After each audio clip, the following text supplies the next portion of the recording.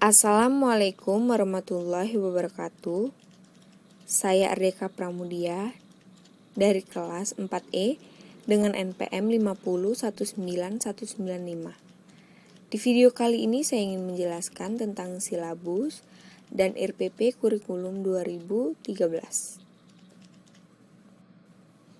Baiklah, yang pertama saya ingin menjelaskan pengertian silabus. Silabus adalah rencana pembelajaran pada suatu kelompok mata pelajaran atau tema tertentu yang mencakup standar kompetensi, kompetensi dasar, materi pokok atau pembelajaran, kegiatan pembelajaran, indikator pencapaian kompetensi untuk penilaian, alokasi waktu, dan sumber belajar.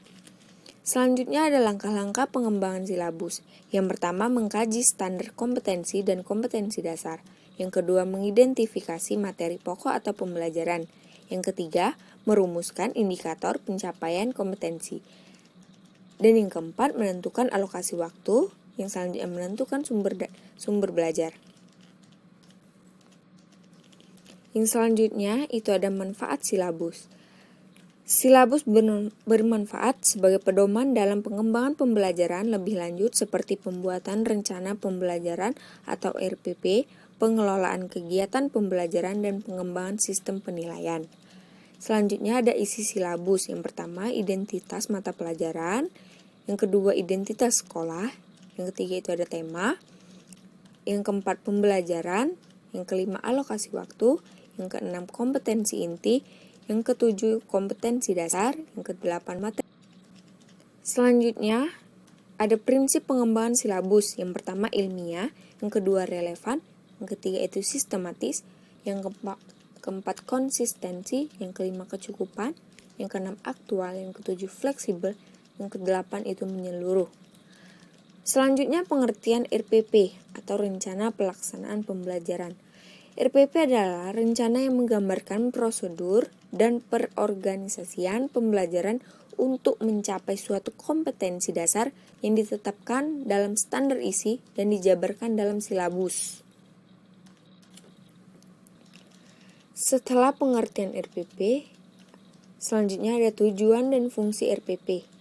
Yang pertama, tujuannya mempermudah dan meningkatkan hasil proses belajar mengajar. Dan yang kedua, dengan menyusun rencana pembelajaran secara profesional, sistematis, dan berdaya guna, maka guru akan mampu melihat, mengamati, menganalisis, dan memprediksi program pembelajaran sebagai kerangka kerja yang logis dan terencana. Fungsinya yaitu rencana pembelajaran adalah sebagai acuan bagi guru untuk melaksanakan kegiatan belajar mengajar agar lebih terarah dan berjalan secara efektif dan efisien. Yang selanjutnya itu ada unsur-unsur penyusunan RPP. Yang pertama, mengacu pada kompetensi dan kemampuan dasar yang harus dikuasai siswa. Yang kedua, menggunakan media dan metode yang sesuai. Yang ketiga, menggunakan berbagai pendidikan yang sesuai dengan materi. Yang keempat, penilaian dengan sistem pengujian menyeluruh dan berkelanjutan didasarkan pada sistem pengujian yang dikembangkan selaras dengan pengembangan silabus. Selanjutnya, langkah-langkah menyusun RPP. Yang pertama, menulis identitas mata pelajaran, menuliskan kompetensi dasar, menuliskan indikator pencapaian kompetensi, merumuskan tujuan pembelajaran, penilaian hasil belajar, menentukan media pembelajaran. Yang selanjutnya itu ada pedoman RPP. Yang pertama, kompetensi yang direncanakan dalam RPP harus jelas dan konkret. Yang kedua, RPP harus sederhana dan fleksibel.